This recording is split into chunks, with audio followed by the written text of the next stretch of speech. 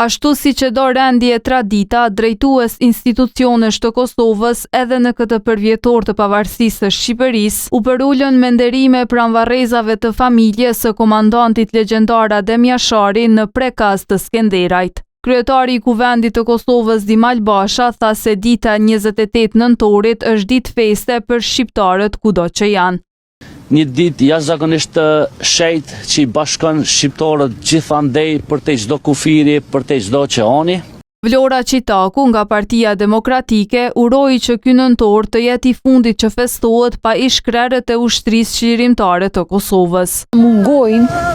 Na mungojnë shumë liderët tanë të luftës, Hashim Thaçi, Kadri Veseli, Jakub Krasniqi, Recep Selimi, qoftë ky nëntori i fundit që e shënojmë pa ta.